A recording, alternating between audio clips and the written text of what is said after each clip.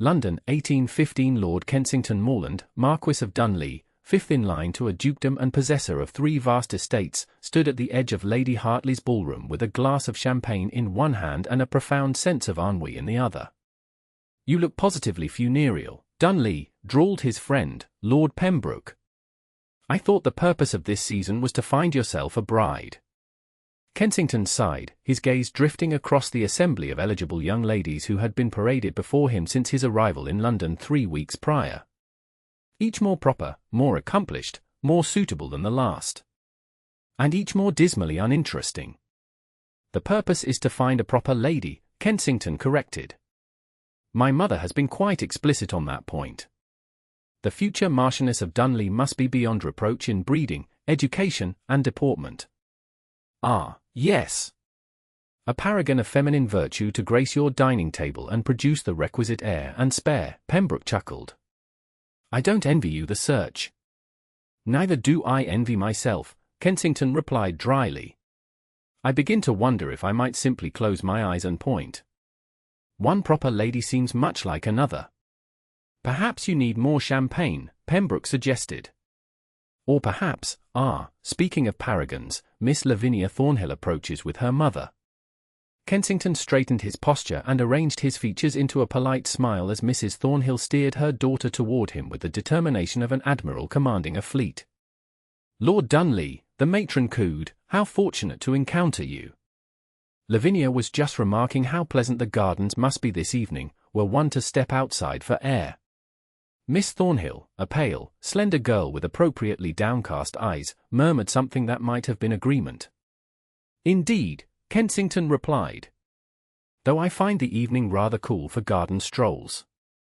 Mrs. Thornhill's smile dimmed fractionally. "Lavinia never feels the cold, do you, dear? Such robust health." "A valuable quality," Kensington conceded, "though I fear I must decline the gardens this evening. I have promised Lord Pembroke a game of cards." He had promised no such thing, but Pembroke, bless him, nodded solemnly. "Indeed, and we mustn't keep Cartwright waiting. He grows tetchy when denied his revenge." With apologies that fooled no one, Kensington extracted himself from the Thornhills' company and retreated to the card room, though he had little interest in gambling tonight. "You've become adept at escape," Pembroke observed as they settled at an empty table. "Though you can't avoid matrimony forever, you know. Your mother will have her proper daughter-in-law." "I am aware," Kensington said, shuffling the cards with more force than necessary. "But must propriety be so deadly dull?" *****. 3 days later, Kensington found himself fleeing London's marriage mart for the refuge of his country estate, Moreland Park. He had left his valet behind with instructions to inform callers that urgent business had called the Marquis away, and he'd travelled light, accompanied only by his groom. The moment his carriage crossed onto Moreland lands, Kensington felt the tension in his shoulders begin to ease. Here, at least, he could breathe without some matchmaking mama analysing the rise and fall of his chest for signs of interest in her daughter. As the carriage rounded the final bend in the drive, Moreland Park came into view, its honey-coloured stone glowing in the late afternoon light. The sight of home, his true home, not the London townhouse where he maintained the correct address during the season, filled him with a profound relief. The household had not been expecting him, but the staff rallied quickly. Within an hour of his arrival, Kensington had been provided with a hot bath, fresh clothes, and a substantial meal. Now, with the sun setting over the western fields, he found himself drawn to the stables.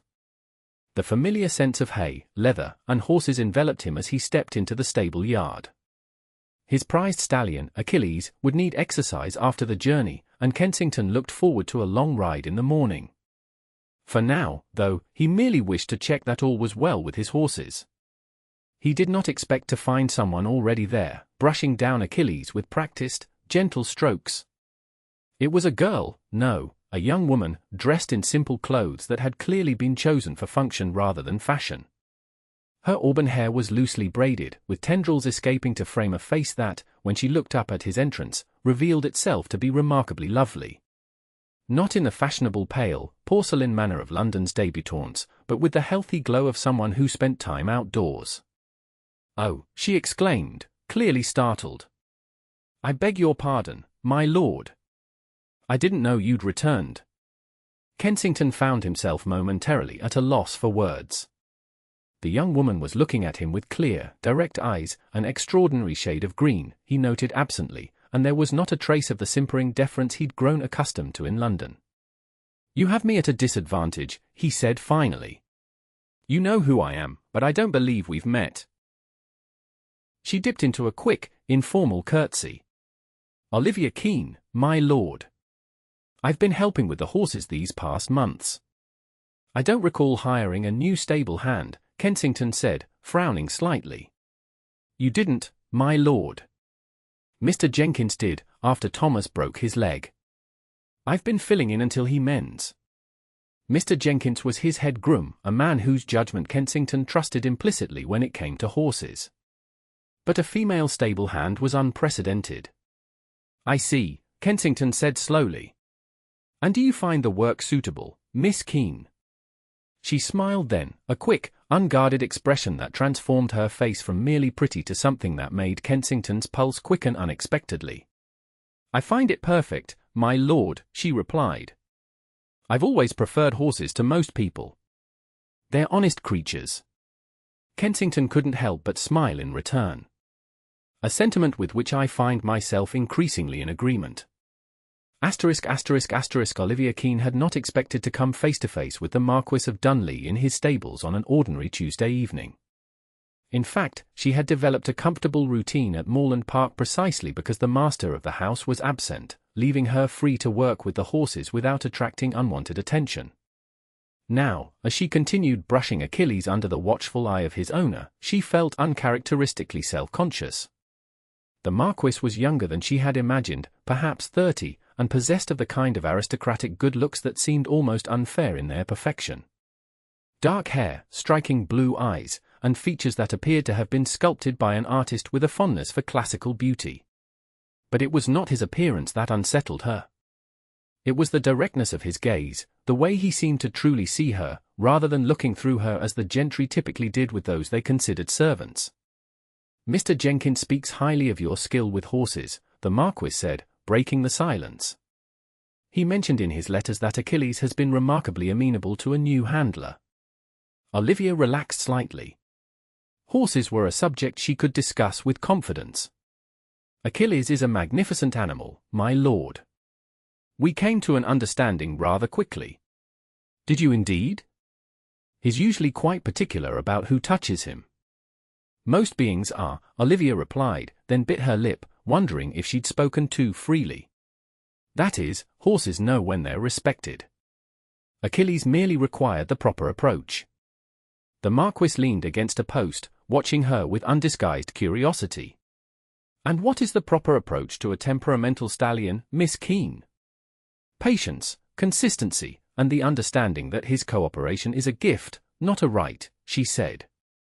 "Even the finest horse cannot be commanded to give trust. It must be earned."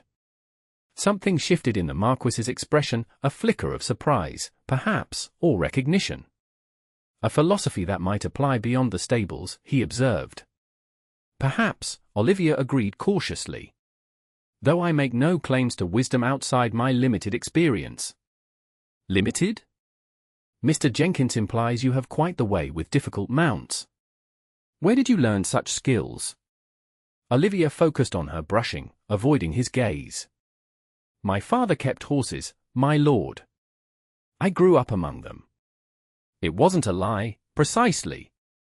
Her father had indeed kept horses, some of the finest in the county, before his death, and her mother's subsequent remarriage had altered everything. The Marquis seemed about to press for more details when the stable door opened, admitting Mr. Jenkins. "My lord." The head groom's surprise was evident.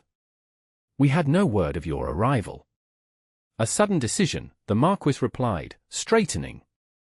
"I see you found capable help in my absence." Mr. Jenkins glanced at Olivia, a flicker of concern crossing his weathered features. "Miss Keene has been most valuable, my lord. I hope her presence isn't objectionable." "Not at all," the Marquis said smoothly. "Achilles appears to approve, which is recommendation enough." He turned to Olivia. I shall look forward to seeing your work with the other horses, Miss Keene. Good evening." With that, he departed, leaving Olivia with the distinct impression that she had just been subjected to an evaluation whose parameters she didn't fully understand. Mr. Jenkins waited until the Marquis was well out of earshot before speaking. "I hope you don't mind my saying, Miss Keene, but perhaps a bit more formality might be wise, now that his lordship is in residence." Olivia nodded, understanding the warning. "Of course. I spoke too freely. It's just that his lordship moves in the highest circles," Jenkins continued awkwardly. "Different worlds, if you take my meaning." "I do," Olivia assured him, though a part of her, a reckless, foolish part, wanted to laugh at the irony. Different worlds indeed, though perhaps not in the way Jenkins imagined. Kensington had intended to spend only a few days at Moreland Park before returning to his obligations in London. His mother, the formidable Dowager Marchioness, would be furious at his disappearance from the marriage mart, and his absence would certainly spark gossip. Yet a week passed, and then another, and he found himself inventing reasons to remain. The estate books required his attention. The new drainage system in the South Fields needed inspection. The local magistrate had matters that would benefit from his counsel. All true, yet none of these tasks explained why he found himself at the stables each morning, watching Olivia Keene work with his horses. There was something mesmerizing about the way she moved among the animals, confident yet gentle, authoritative without domination. The horses responded to her in a way Kensington had rarely witnessed, offering trust and cooperation that his grooms typically had to coax or command. "You've a gift, Miss Keene," he remarked one morning, after watching her gentle and nervous mare that had previously resisted all handling. Olivia glanced up, a hint of color touching her cheeks.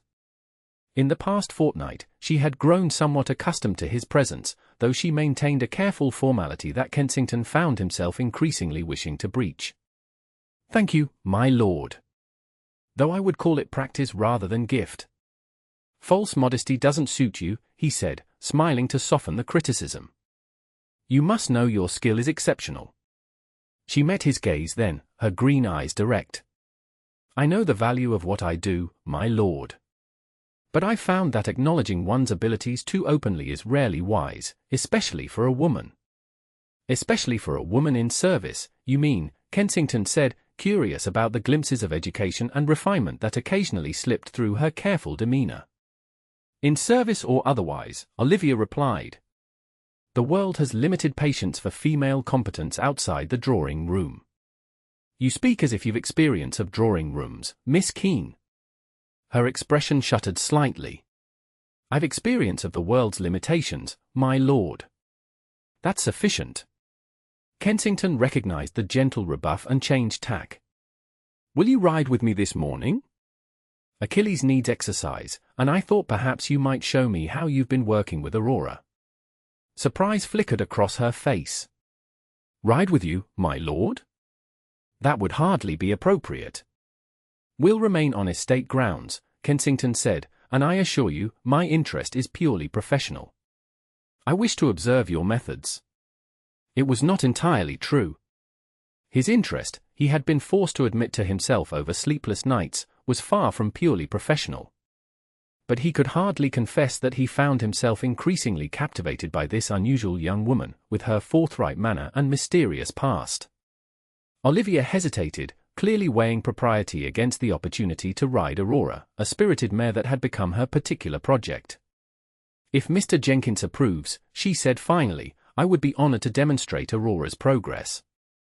An hour later, they were riding side by side across Moreland's eastern pastures, the morning sun warming the spring air. Olivia sat Aurora with a natural grace that confirmed Kensington's suspicions about her background. No stable hand's daughter acquired that kind of seat without formal instruction. "You ride as if born to the saddle," he observed, watching how she guided Aurora with the slightest shifts of weight and pressure. "Horses have always been my greatest joy," she replied, relaxing slightly now that they were away from the scrutiny of the stable staff. "When I ride, I feel free." "Free from what, I wonder?" Kensington mused aloud. Olivia shot him a quick, assessing glance. We all seek freedom from something, don't we, my lord? Even marquises. Kensington laughed, surprised by her perception. Especially marquises, perhaps. The gilded cage may be comfortable, but it remains a cage. They rode in companionable silence for a time, following a path that wound through a copse of ancient oaks.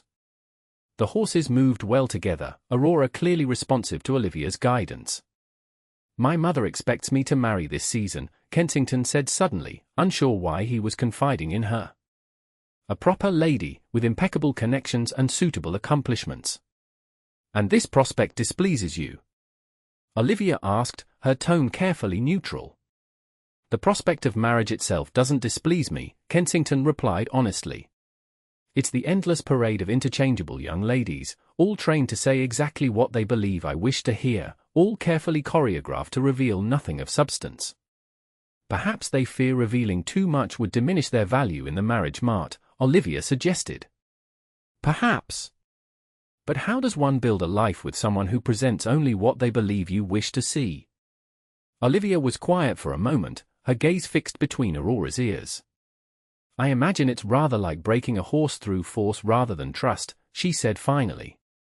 You might achieve the appearance of what you want, but never the reality. The insight struck Kensington with unexpected force. Yes, he said slowly. That's precisely it. Olivia glanced at him, then quickly away, as if she'd revealed too much. Forgive me, my lord. It's not my place to comment on such matters. On the contrary, Kensington said, I find your observations refreshingly honest. A rare commodity in my experience. A troubled expression crossed her face. Honesty can be dangerous, my lord. Not everyone values it as you appear to.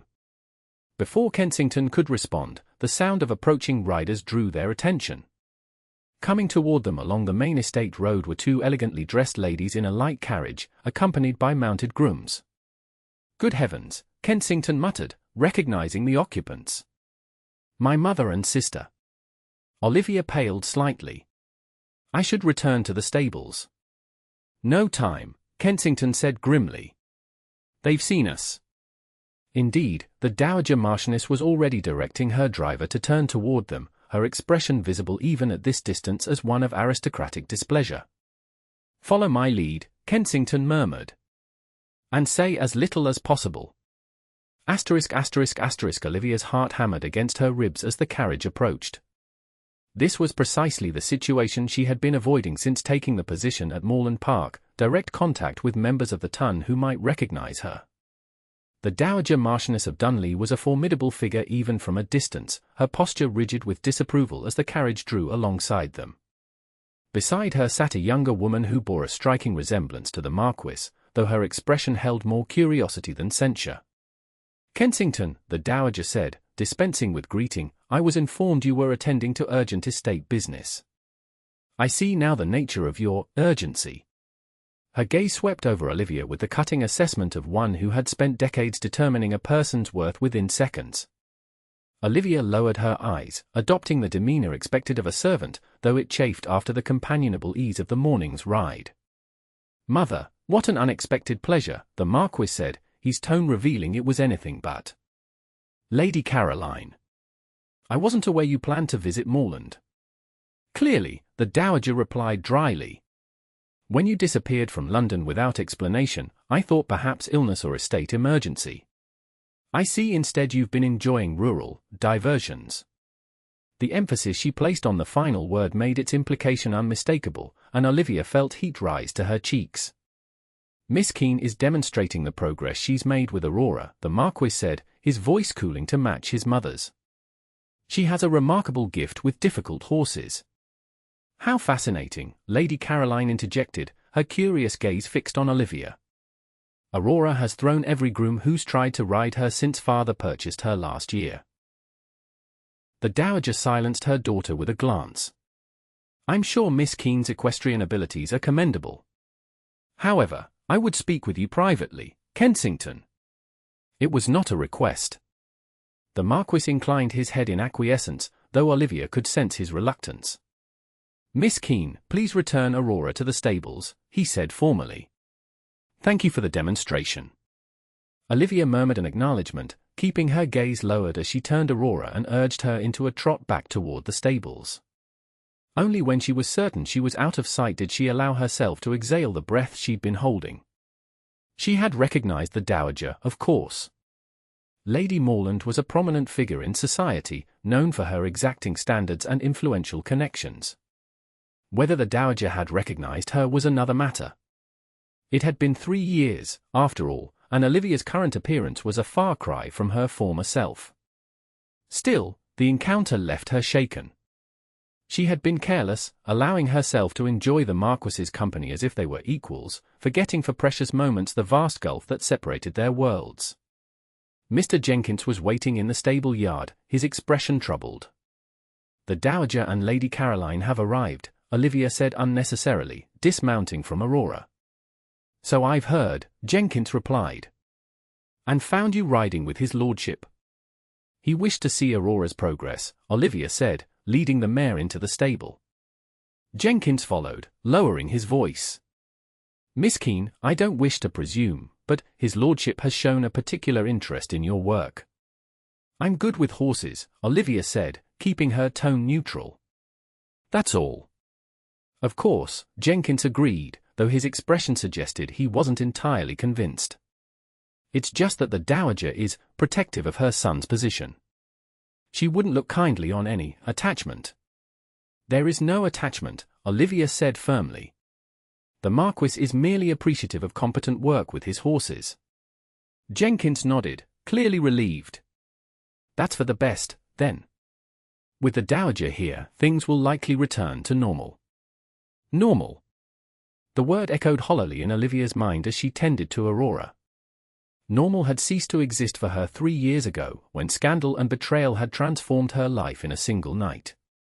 What she had now was simply survival, a quiet existence far from the society that had once been her home. She had been foolish to allow herself even the smallest pleasure in the Marquis's company. Men like Lord Dunley did not form meaningful connections with women like the stable hand she pretended to be, nor, in truth, with the ruined daughter of a disgraced gentleman she actually was. Really, Kensington, riding unaccompanied with a stable girl. The dowager's voice dripped with disdain as she paced the library. "Have you taken leave of your senses?" Kensington stood by the window, watching as Olivia led Aurora back to the stables, her posture perfect even in retreat. "Miss Keene is exceptionally skilled with horses," he replied, keeping his voice even. "I wish to observe her techniques." "There are other ways to observe without creating gossip," his mother countered. "What will people think?" "Since when have you concerned yourself with the opinions of servants?" Kensington asked. "I concern myself with anything that might tarnish your reputation or complicate your marital prospects," the dowager said. "You have responsibilities, Kensington. Duties you cannot shirk simply because you find London society tedious." Lady Caroline, who had been examining the bookshelves with studious attention to avoid the confrontation, finally spoke. "Miss Keene doesn't quite seem like an ordinary stable hand, does she?" Both Kensington and his mother turned to her in surprise. "What do you mean?" the dowager demanded.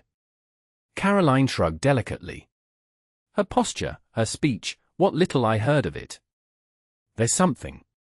I don't know. Familiar, perhaps." "Ridiculous," the dowager declared. "The girl is clearly a servant."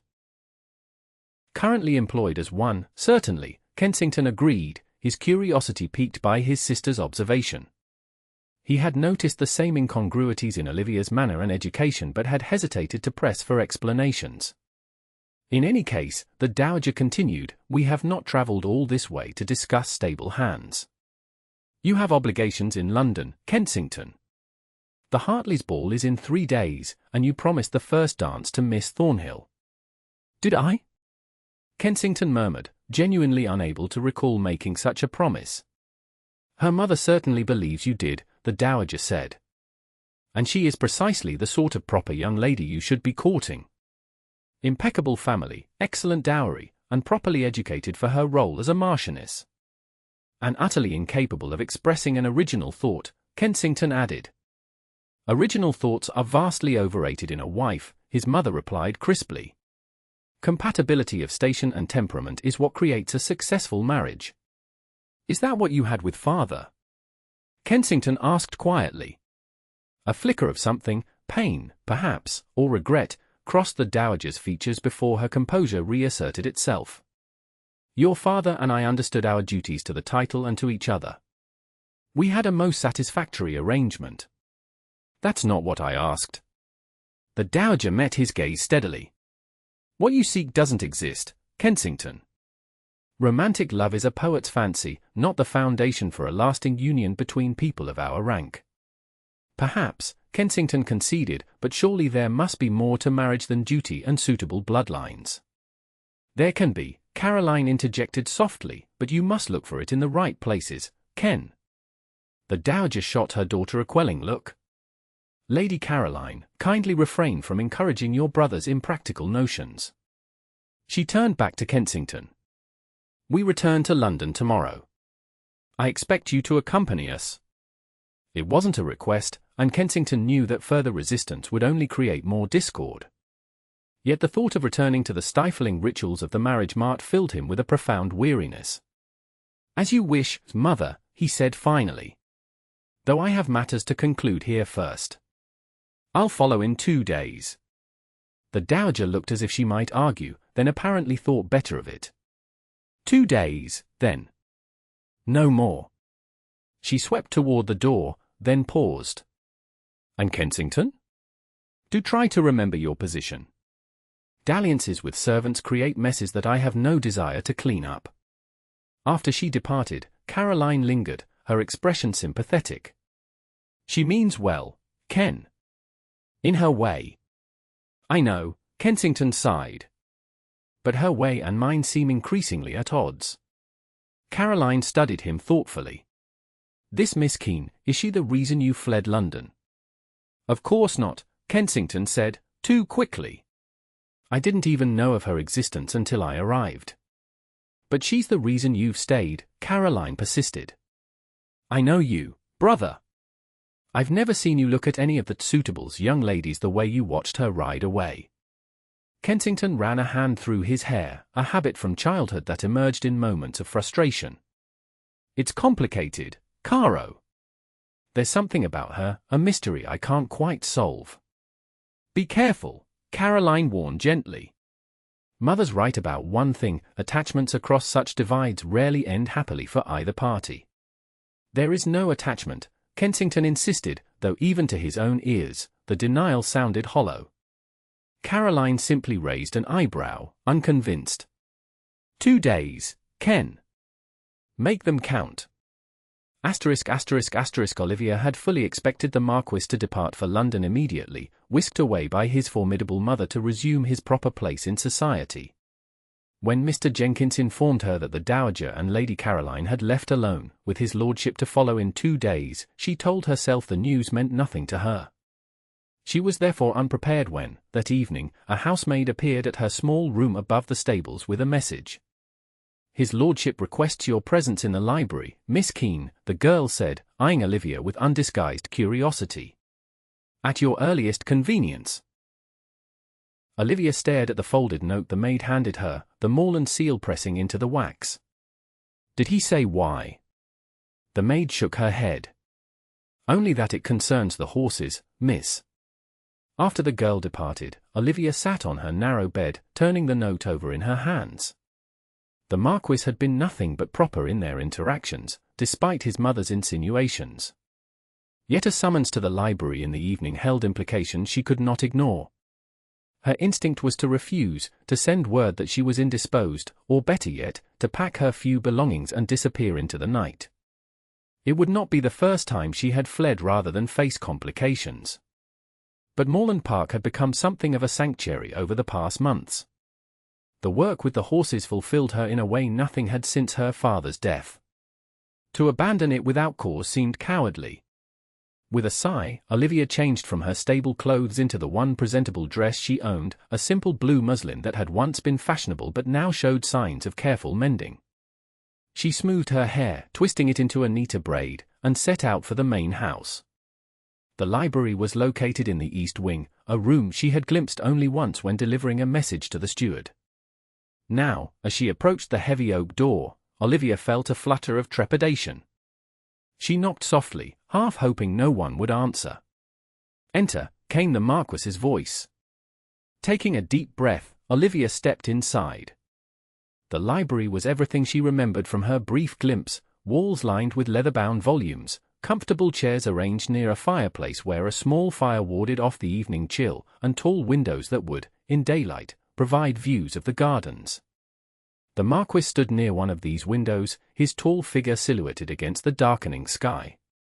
He turned as she entered, and Olivia was struck again by how his presence seemed to command the space around him, not through any deliberate effort, but simply by the quiet assurance of his bearing.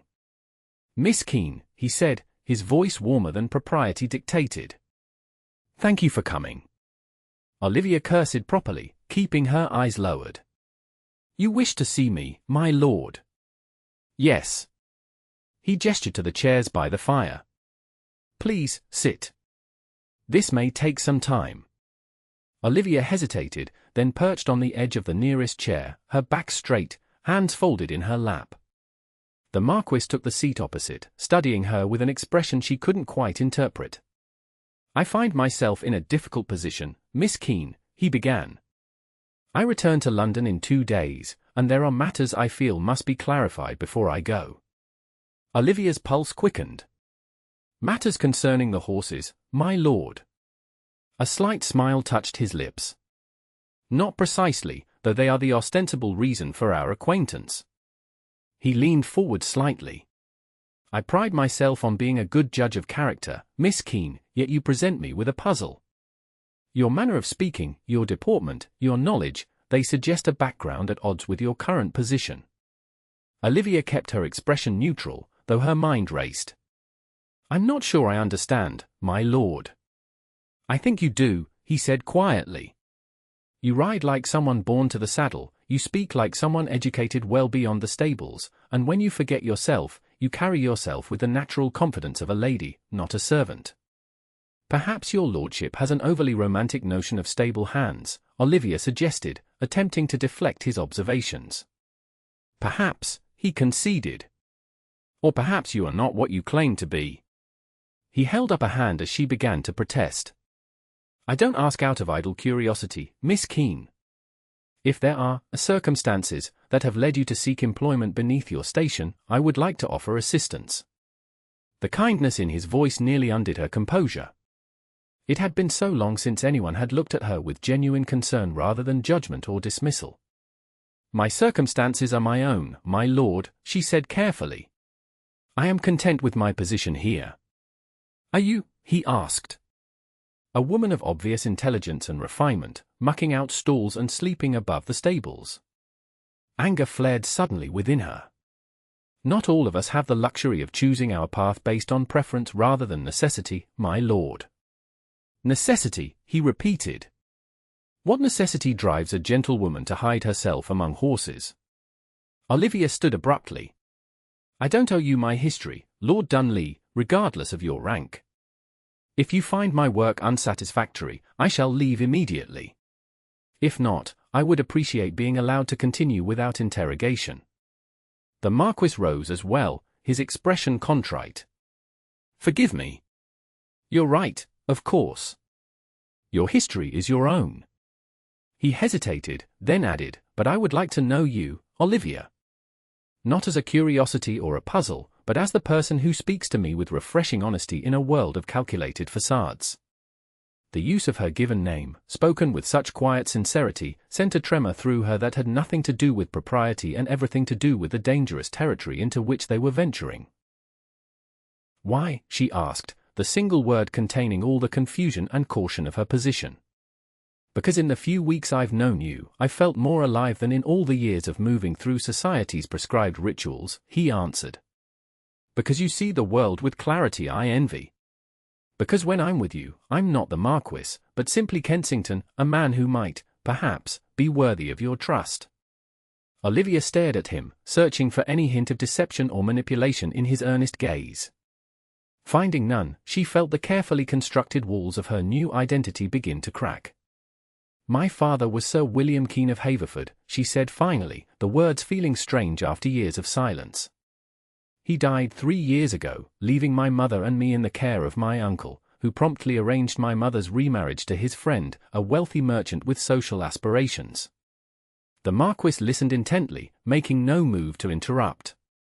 My stepfather decided I would make a suitable wife for his business associate, a man 40 years my senior with a reputation for cruelty to his previous wives, Olivia continued, the old anger and fear resurfacing. When I refused, my stepfather attempted to force the issue. I fled in the night with only what I could carry. And you've been hiding ever since, the Marquis said softly. Olivia nodded. Working where I could, moving when necessary. When Mr. Jenkins hired me, I thought. I hoped I might stay longer. The horses. She smiled faintly. The horses don't care about my past. Nor do I, the Marquis said, taking a step toward her. Except insofar as it has shaped the woman standing before me. You should, Olivia replied. Society would never countenance a ruined woman who fled her family's authority. I've effectively removed myself from respectable society by my actions.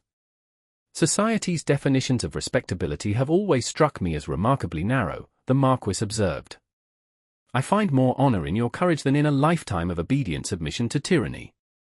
His words warmed her, even as caution urged her to retreat from their dangerous implications. You return to London in 2 days, she reminded him. To your proper world, and the proper lady your mother expects you to marry. Unless I find reason to stay, he said, his gaze holding hers with an intensity that made her breath catch. Or reason to return. The air between them seemed charged with unspoken possibilities. Olivia knew she should end this conversation, retreat to the safety of her role as servant, forget the dangerous hope blooming in her heart. Instead, she found herself asking, and what reason would be sufficient to defy the Dowager Marchioness and all of society's expectations? The only reason that has ever mattered, Kensington replied, closing the distance between them with a step that seemed to bridge far more than physical space. Love, Olivia. A love worth fighting for. London, 1 month later. Lord Dunley appears remarkably distracted this evening, observed Lady Pembroke, watching as Kensington performed the bare minimum of social niceties at the Rutherford ball. One might almost think he finds our company tedious. The Dowager Marchioness compressed her lips in disapproval. My son has been inexplicably morose since returning to London. I had hoped tonight's gathering might improve his spirits. Perhaps his pining for someone, suggested Lady Pembroke with poorly concealed interest. A secret attachment. Nonsense, the Dowager replied firmly. Kensington understands his responsibilities too well to form inappropriate attachments. Across the ballroom, Kensington was indeed distracted, though not by any secret pining, or at least, not entirely. His thoughts were occupied with the letter concealed in his pocket, delivered that morning from his man of business. After weeks of discreet inquiry, he finally had confirmation of what Olivia had told him about her past. Sir William Keene had indeed died 3 years prior, leaving his only daughter in the guardianship of his brother-in-law. The uncle had arranged a hasty remarriage for Lady Keene to a wealthy merchant named Harrington, and shortly thereafter, Olivia had disappeared. What the official records didn't show, but his investigator had uncovered through servants' gossip, was the nature of the marriage being arranged for Olivia. Harrington's business associate, a Mr. Simmons, had a reputation that would make any father blanch at the thought of him as a son-in-law. 2 previous wives had died under questionable circumstances, and rumors of his violent temper were widespread below stairs, if carefully suppressed in polite society. Olivia had not exaggerated the danger she fled. If anything, she had understated it. Dunley, came a voice at his elbow, breaking into his thoughts. You look positively murderous, old chapter. Bad news? Kensington turned to find Lord Pembroke regarding him with concern. Not precisely, Kensington replied, folding the letter and returning it to his pocket. Simply, clarifying. Well, you might clarify with a more pleasant expression, Pembroke suggested. You're frightening the débutantes, and your mother appears ready to march over and demand an explanation for your mood. My mother will have to contain her curiosity, Kensington said, his resolve hardening with each passing moment. I find I have urgent business to attend to. Now? Pembroke asked incredulously. In the middle of the Rutherford ball. Precisely now, Kensington confirmed, a smile breaking across his features for the first time that evening. Would you be so good as to make my excuses? A sudden indisposition, perhaps. You seemed suddenly very well disposed to me, Pembroke observed shrewdly. But yes, I'll cover your retreat. Though you'll owe me an explanation when you're at liberty to provide one. You shall have it, Kensington promised, already backing toward the nearest exit. And I suspect you'll find it worth the wait. ******* Olivia was brushing down Achilles after his evening exercise when she heard the stable door open. Assuming it was Mr. Jenkins returning from his dinner, she called out without turning, "I've just finished with Achilles. Aurora still needs checking." "I'm afraid I'm not qualified to check Aurora," came a familiar voice that sent her heart racing. "Though I'd be happy to learn." Olivia whirled around, the brush falling from her suddenly nerveless fingers. "Lord Dunley!" Kensington stood in the stable doorway, still dressed in evening clothes, as if he had come directly from some formal event. His cravat was slightly askew, his hair ruffled by the wind, and he was regarding her with a smile that made her forget all the reasons she had told herself their parting had been for the best. "I believe we agreed on Kensington during our last conversation," he reminded her gently. Olivia faltered, unsure how to proceed. "We didn't expect your return. The staff said you were in London for the season." "I was," he confirmed, stepping further into the stable. "Until approximately 4 hours ago, when I realized I was precisely where I didn't wish to be." Olivia bent to retrieve the fallen brush, using the moment to collect herself. "Your mother must be disappointed." "Undoubtedly," Kensington agreed, moving closer. "Though I find I can bear her disappointment more easily than my own." Olivia straightened, forcing herself to meet his gaze directly. "What disappointment is that, my lord?" "The disappointment of spending each day in rooms filled with people who bore me, while the one person whose company I genuinely desire is miles away, talking sense to horses rather than to me." Despite herself, Olivia felt a smile tug at her lips. The horses are generally more receptive to sense. "Perhaps because they recognize honesty when they hear it," Kensington said.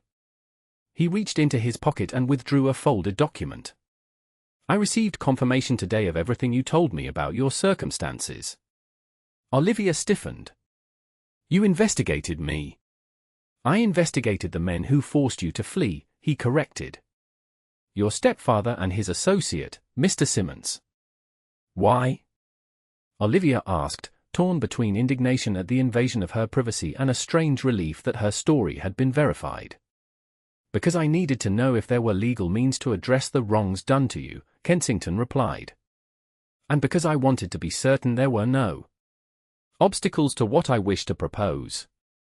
Olivia's heart began to pound. "And what is it you wish to propose, my lord?" Kensington closed the remaining distance between them, taking her hand in his. "In the month since I left Moreland, I've attended 17 balls, 14 dinner parties, and countless afternoon calls. I've danced with every eligible young lady my mother could parade before me. And in all that time, I've thought only of you." "Kensington," Olivia began, but he shook his head, asking her silently to let him continue. "Society would have me marry a proper lady, someone who has never known hardship or been forced to make difficult choices. Someone whose greatest accomplishment is an insipid watercolor or a perfectly executed curtsy." His fingers tightened around hers.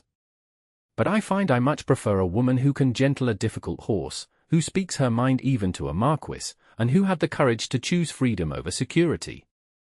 "The ton would never accept such a choice," Olivia said softly.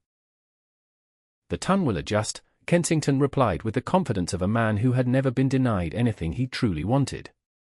"My title grants certain privileges, including the privilege of making my own choice of wife." Olivia's breath caught. "Wife?" In answer, Kensington lowered himself to one knee, still holding her hand. The sight of the Marquis of Dunley kneeling on the straw-covered floor of his own stable, still in his evening finery, struck Olivia as both absurd and perfectly right. "Olivia Keene," he said, his voice steady with conviction, "I love you for your strength, your honesty, and your uncommon ability to see beyond the trappings of position to the person beneath. Would you do me the great honor of becoming my wife?" For a moment, Olivia couldn't speak past the emotion tightening her throat. Then practical concerns reasserted themselves. "Your mother will disown you." "She'll try," Kensington acknowledged with a wry smile. "But my sister is firmly on our side, and my mother's bark has always been worse than her bite. Given time, she'll recognize your worth." "Society will gossip," Olivia persisted. "Society always gossips," Kensington countered. "I'd rather give them something worthy of their chatter than spend my life adhering to their arbitrary rules. I have no dowry, no connections, nothing to bring to a marriage except scandal," Olivia said, making one final attempt to dissuade him. Kensington rose to his feet, still holding her hand. "You bring yourself, Olivia. Your intelligence, your compassion, your unique perspective. Those are worth more to me than all the dowries and connections in England." Tears blurred Olivia's vision as the last of her objections crumbled before the simple sincerity of his words. "In that case, my lord," she said, her voice catching, "I accept." The smile that illuminated his face was worth every moment of hardship she had endured. Kensington drew her gently into his arms, and when his lips met hers, Olivia knew she had found not just safety, but home. The wedding of the Marquis of Dunley to Miss Olivia Keene was the most talked-about event of the following spring. Society buzzed with speculation about the bride's background. Rumors ranged from foreign princess in disguise to common stable girl, with the truth lying somewhere in between. The Dowager Marchioness, after an initial period of frigid disapproval, had been gradually won over by her future daughter-in-law's genuine affection for her son and her impressive knowledge of estate management. That Olivia had also, through connections from her father's days as a respected breeder, secured a pair of Arabian horses previously unavailable at any price had not hurt her cause. Lady Caroline had been an ally from the start, delighting in her brother's unconventional choice and in the fresh perspective Olivia brought to the stifling routines of aristocratic life. As for the bride and groom, they stood now in the grand ballroom of Moreland Park, receiving the congratulations of both high society and the estate staff with equal graciousness. Kensington, resplendent in formal attire, kept his new wife's hand firmly in his, as if afraid she might still somehow slip away. "Remarkable how quickly society adjusts its standards when a marquis is involved," observed Lord Pembroke, who had served as groomsman. "Suddenly, everyone claims they always saw something special in the mysterious Miss Keene." "Society adores nothing more than a romantic narrative," Lady Caroline replied. "The Marquis and the horse-whispering gentlewoman in disguise, it's practically a novel already." "One with a happier ending than most," Pembroke noted, watching as Kensington bent to whisper something that made his bride laugh. Across the room, Mr. Jenkins was explaining to a fascinated group of guests how the Marchioness had single-handedly calmed a rampaging stallion during a thunderstorm, a tale that grew more dramatic with each telling. "I believe your mother is actually smiling," Olivia murmured to her husband. "I hadn't thought it possible." "You've achieved the impossible on several fronts," Kensington replied, his eyes warm as they rested on her face. "Not least convincing a confirmed bachelor that marriage could be a joy rather than a duty." "You simply needed the right partner," Olivia said. "As in horsemanship, it's all about compatibility and trust." "And patience," Kensington added, brushing a kiss against her temple. "Though I confess, now that I've found you, patience is not my strongest virtue." Olivia's answering smile held a promise that made his breath catch. "Then perhaps, my lord, we should make our excuses and retire. The guests can certainly continue celebrating without us." "A brilliant suggestion, my lady," Kensington agreed. "After all, we have our own celebration to attend to." As they slipped away from the ballroom, leaving the music and laughter behind, Olivia reflected on the strange path that had led her from frightened fugitive to the Marchioness of Dunley. Life, like working with spirited horses, sometimes required one to trust in the unexpected, to release control and embrace the journey. And this journey, she thought as Kensington drew her into their private chambers and into his arms, promised to be the greatest adventure of all.